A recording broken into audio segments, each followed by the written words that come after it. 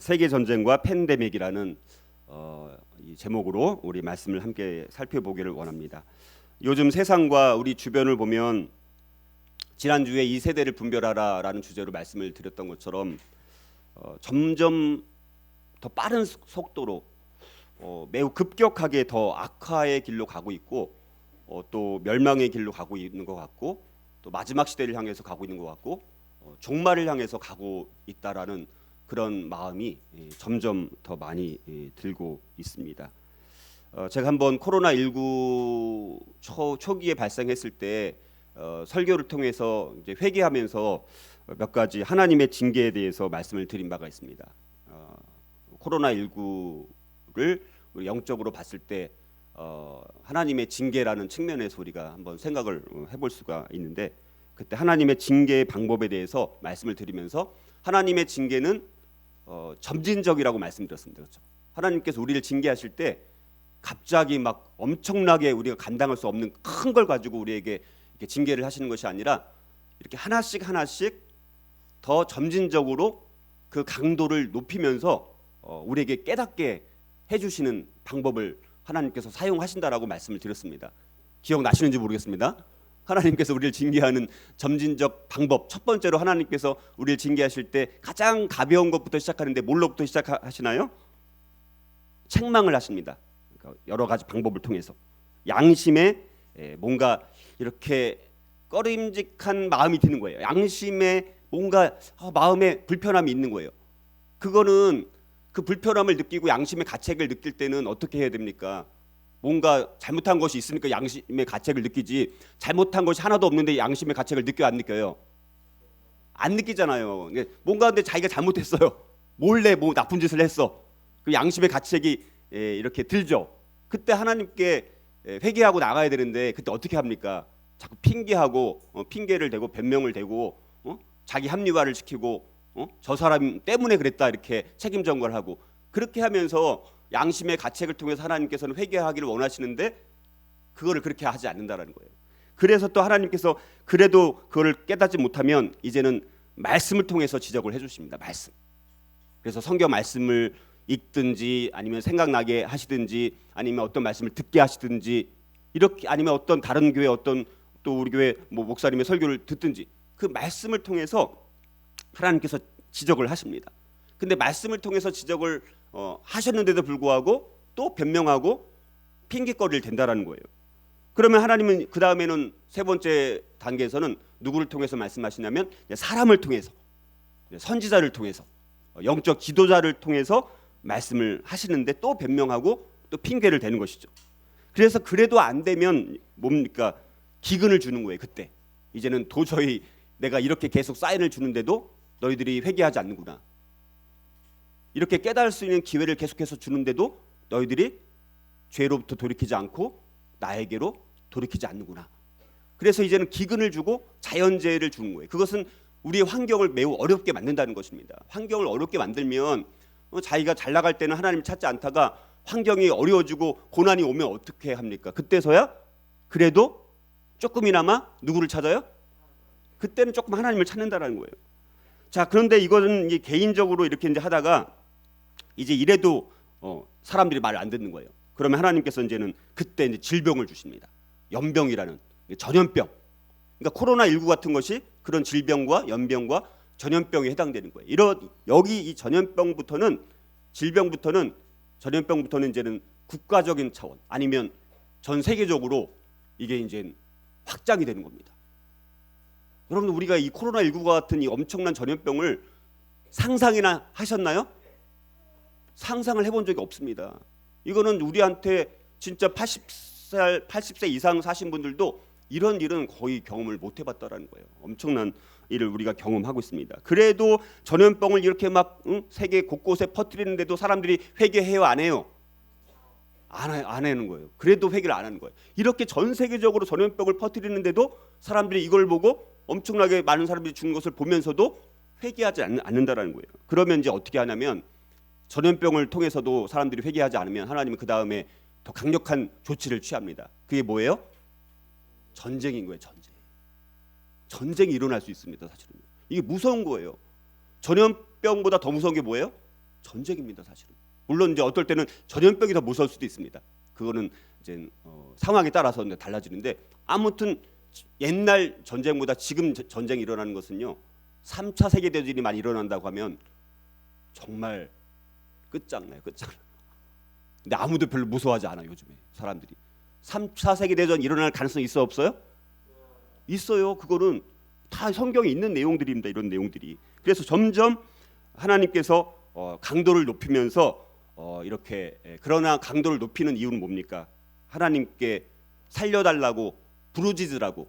그러면 내가 하나님이고 너희들을 창조한 전능하신 하나님이고 너희들이 나에게로 오는 길만이 살 길이다. 이런 것을 알려주기 위해서 수많은 이런 징계의 수준을 계속해서 높여주신다라는 거예요. 그런데도 우리가 그걸 깨닫지 못한다는 거예요. 자, 그런데 참 제가 요즘 다시 깨달아 보니까 참 놀라운 것은 뭐냐면, 지금으로부터 약 100여 년 전에 오늘날 시대와 같은 비슷한 엄청난 사건이 이미 일어났다라는 거예요. 그것이 뭡니까? 1914년에 일어났던 1차 세계대전. 1914년에 1차 세계대전이 일어났습니다. 그 엄청난 전쟁이 일어났었고, 그 다음에 전쟁이 끝날 무렵에 또 뭐가 유행하게 됐냐면, 이제 스페인 독감이라는 그게 이제 팬데믹이에요. 스페인 독감이 1917년 18년 경부터 해서 이제 완전히 유행을 하면서 엄청나게 많은 사람들이 죽었습니다. 어떻게 보면요, 여러분, 우리가 지금 겪고 있는 코로나 19는 이미 1917년 18년, 지금으로부터 거의 한 103년 됐네요, 그렇죠? 103년 전에 이미 우리가 경험했던 거예요. 똑같은 비슷한 일이 이미 일어났다라는 거예요. 그리고 100년 후에 지금 우리가 그 코로나19라는 엄청난 전염병을 우리가 경험하고 있다라는 것을 우리가 정말 아는 것이 중요하고, 그런 면에서 어떻게 보면 100년 전에 있었던 1차 세계대전, 100년 전에 있었던 스페인 독감, 지금 100년이 지났는데 코로나19와 같은 엄청난 전염병을 경험하고 있죠. 그러면 제3차 세계대전이 안 일어나라는 법이 있어 없어요?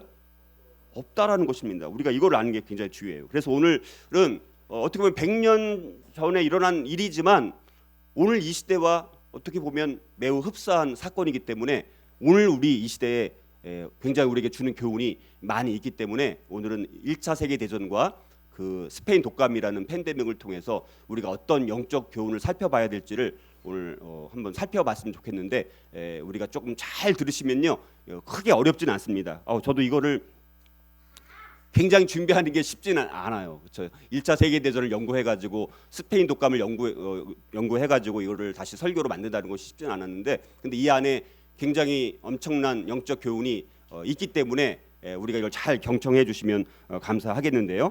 자, 먼저 우리가 1차 세계대전을 한번 우리가 살펴보기를 원하는데, 자, 여러분 먼저 요한계시록을 보면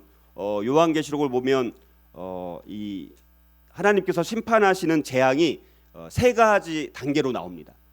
첫 번째가 일곱 인 재앙. 뭐라고요? 일곱 인 재앙. 두 번째는 일곱 나팔 재앙. 뭐라고요? 일곱 나팔 재앙. 세 번째는 뭐라고요? 일곱 대접 재앙.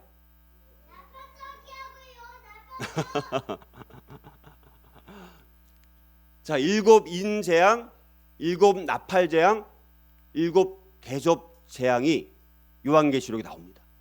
그런데 일곱 인 재앙 때는 사람들이 뭐 4분의 1이 죽거나 이렇게 뭐 죽음을 당해요, 거기서도. 그런데 일곱 나팔 재앙 때는 몇 분의 1이 죽냐면 3분의 1이 죽어요. 그리고 세 번째 일곱 대접 재앙 때는 역사의 마지막 재앙이 일어나서 사람들이 다 죽어버려요. 자, 그런 놀라운 일들이 일어났다는 거예요.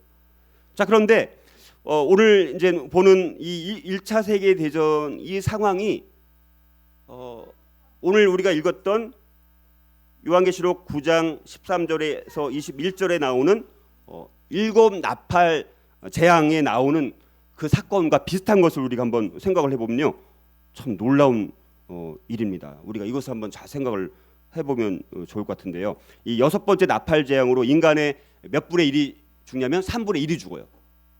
몇 분의 1이 죽는다고요? 근데 별로 안 놀라시네요. 3분의 1이라는 인간이 죽어요. 그 엄청난 전쟁이 사실 이 전쟁과 비슷한 겁니다. 자, 그런데 문제는 뭡니까? 요한계시록 9장 18절을 같이 한번 읽어보겠습니다. 요한계시록 9장 18절 같이 한번 읽어볼까요? 자, 시작. 이 세 재앙 곧 자기들의 입에서 나오는 불과 연기와 유황으로 말미암아 사람 3분의 1이 죽임을 당하니라. 사람 3분의 1이 죽는 엄청난 일들이 일어납니다. 이제는 하나님께서 물론 은혜를 계속해서 베푸시긴 하지만, 자비를 계속해서 베푸시긴 하지만, 사람들이 점점 악으로 치닫게 되게 되면 하나님은 어떻게 합니까?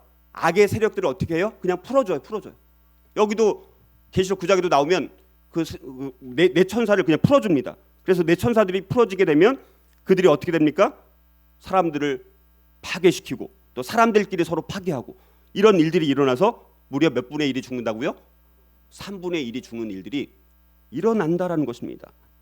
그런데 여러분들 보세요. 이 비슷한 일이, 이런 충격적인 일들이 이미 지금으로부터 100년 전에 20세기가 막 시작했을 1914년에 이미 이런 비슷한 것을 경험을 했다는 거예요. 그러니까 제가 요한계시록을 보면 볼수록 요한계시록은 기본적으로 언제 일어날 일에 대해서 기록한 거예요. 미래에 일어날 일들을 기록한 거죠. 그러다 보니까 사람들이 이렇게 생각하는 거예요. 앞으로 우리의 미래, 한참 뒤에 저 까마득한 언젠가 어떤 미래 어느 시점에 이 요한계시록에 있는 이런 재앙들이 일어날 것이다, 이렇게 생각하는 경향이 있어 없어요? 있습니다. 근데 요한계시록을 보면 볼수록 이미 요한계시록에 기록되어 있는 재앙들이 이미 우리의 과거에 일어난 것들이 저는 굉장히 많다고 그렇게 깨닫고 있습니다. 어떻게 공감이 가시나요? 자, 그래서 우리가 이것들을 한번 생각을 해보면서 이제 우리가 한번 살펴보는데, 그래서 우리가 1914년에 이런 엄청난 전쟁이 일어났습니다. 그때 엄청나게 많은 사람들이 죽음을 당했습니다. 그래서 우리가 2014년이 그래서 1차 세계대전이 일어났던 그 해가 새로운 시대가 시작되는 그런 해예요. 그때부터가 역사를 무슨 시대라고 하는지 아시나요? 현대시대라고. 현대. 우리가 역사를 고대시대, 중세시대, 근대시대, 현대시대로 나눌 때 현대시대가 언제부터 시작됐냐면 언제부터? 1914년부터.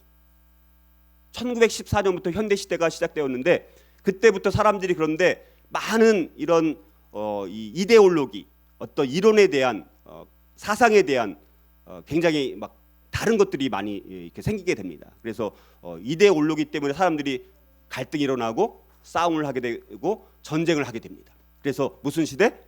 현대시대를 이데올로기 시대. 그리고 그때는 막 전쟁이 일어나고 막 이런 전염병이 막 일어나니까 사람들의 마음이 편안해요, 불안해요? 불안합니다. 그래서 불안의 시대예요. 불안의 시대. 그러니까 1914년부터 불안의 시대가 시작이 됩니다. 그래서 우리가 1차 세계대전이 많은 것을 사람들한테 변화를 주었습니다. 그들의 기존에 갖고 있었던 그 생각들을 완전히 다 산산조각 내버렸어요. 그러니까 기존에 갖고 있었던 이 관념들, 그 어떤 가치관들, 생각들이 다 처참하게 깨지게 되었다라는 거예요. 그래서 우리가 1차 세계대전을 살펴보기 앞서서 1900년대 후반, 그때 이 세상이 어떤 세상이었는지를 간단하게 한번 살펴볼 필요가 있는데요. 먼저 첫 번째는 그 당시에는 1800년대 후반에 보게 되면 사람들이 이 세상의 미래에 대해서 어떻게 생각을 했냐면 낙관했습니다. 아직 1차 세계대전을 경험하기 전이에요. 그러니까 무시무시한 전쟁을 경험하기 전에 그 당시에는 뭐가 발달했어요? 과학이 발달하고 기술이 발달하고 하니까 세상이 점점 더 좋아진다고 생각을 했을까요? 나빠진다고 생각을 했을까요? 좋아진다고 생각했습니다. 그게 계몽주의예요. 계몽주의. 진보에 대한 신념을 갖고 있었어요. 인간은 좀 더 나은 그런 쪽으로 발전하게 될 것이다라는 신념을 갖고 있었고, 이 세상은 완벽한 세상이 될 것이다. 유토피아가 될 것이다. 이제는 과학이 발달하고 기술이 발달하게 되면 이제는 더 이상 전쟁도 일어나지 않을 것이고 범죄도 일어나지 않을 것이고 가난도 사라지게 될 것이다.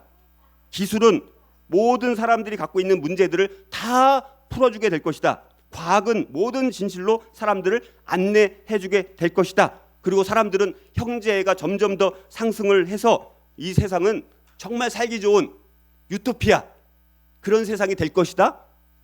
이렇게 생각을 했었어요. 1900년 전후까지. 자, 그런데 또 하나 이런 계몽주의가 계속 과학기술 문명을 통해서 이 세상이 더 좋아진다라는 낙관을 갖고 있었지만 또 한편으로는 어떤 세상이 있었냐면, 어떤 세계관이 있었냐면 낭만주의가 있었어. 낭만주의. 그 이성의 시대 잘못된 것이다. 계몽주의 시대 잘못된 것이다. 그런 물질주의적인 가치관이 잘못된 것이다. 그거보다 더 중요한 것은 감성이다. 우리 자아가 더 중요하다. 우리 마음속에 느끼는 것, 내가 느끼는 것이 중요하다. 이렇게 주장했던 것이 낭만주의입니다. 자, 그래서 이 계몽주의, 이성주의, 또 물질주의는 굉장히 이제 나름대로는 객관적인 세계관이라고 이제 생각을 하는 거예요. 그런데 낭만주의는 굉장히 주관적인 세계관입니다. 그러니까 객관적인 세계관과 주관적인 세계관이 있다 보니까 나름대로는 균형을 좀 갖고 있었어요. 그래서 조금 이제 보완이 됐지만, 그러나 문제는 뭐냐면 이런 계몽주의도 그렇고 낭만주의도 그렇고 기독교를 따라갔을까요? 배척했을까요? 계몽주의도 그렇고 낭만주의도 그렇고 기독교를 배척한 것이 문제입니다. 그리고 더 문제는 뭐냐면요. 자, 이 세상은 어찌됐든 계몽주의가 있었고 낭만주의가 있었습니다. 아주 객관적인 가치관이 있었고 아주 주관적인 가치관이 있었습니다. 자, 그러면 문제는 뭐냐면 이 교회들이 문제였어요. 사실 교회들.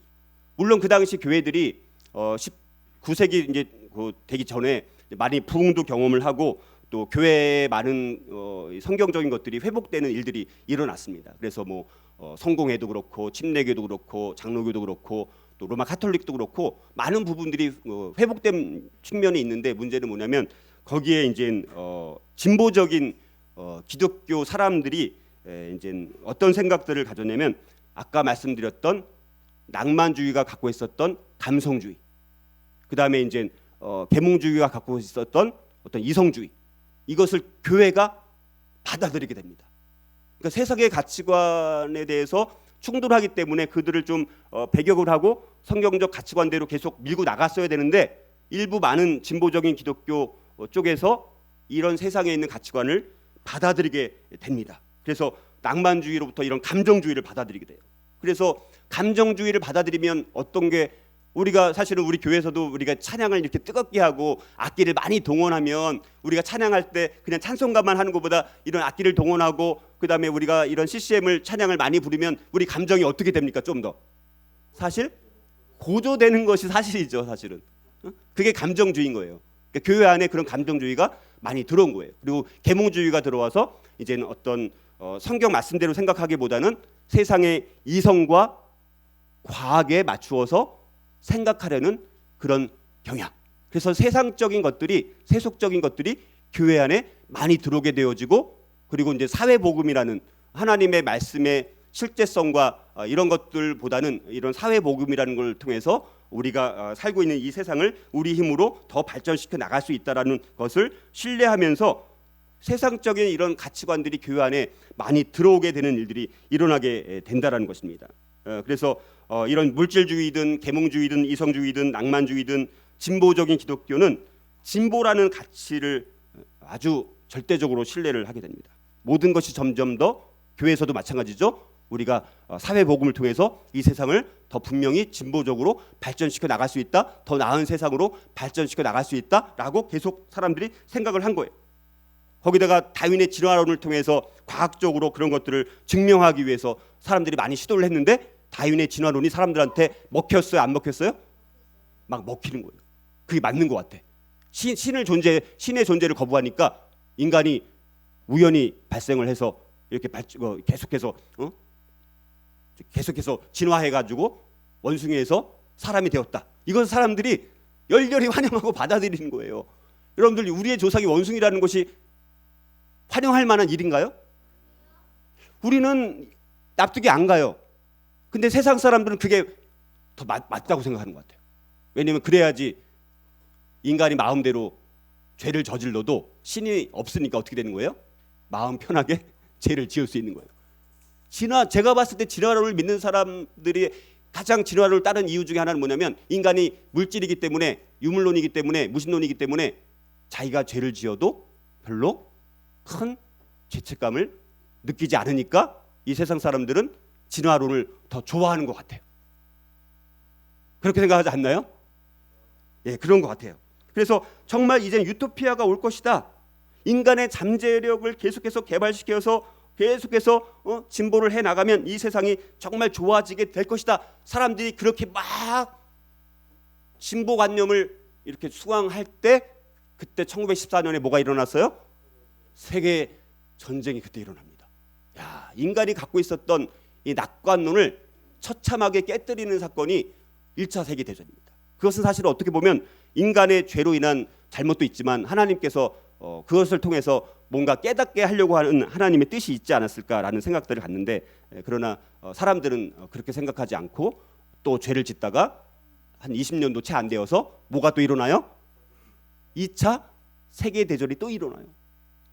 참 인간이 얼마나 이걸 통해서 어리석은지, 인류, 그러니까 한 사람의 죄인이 어리석은 것이 아니라 인류 전체가 얼마나 어리석은지를 보여주는 것이 20년도 채 되지 않아서 또 2차 세계대전이 일어났다라는 것입니다. 이게 참 얼마나 어리석은지 알 수가 없습니다. 그래서 우리가 이 1차 세계대전은 여러 면에서 너무 엄청난 전쟁입니다. 끔찍함, 너무나 끔찍한 것을 경험을 했어요. 사람들이 그 전쟁을 통해서 이전에 경험해 보지 못했던 엄청난 끔찍함을 경험하고 규모나 기간이 엄청나게 큰 그런 전쟁이 1차 세계대전이었습니다.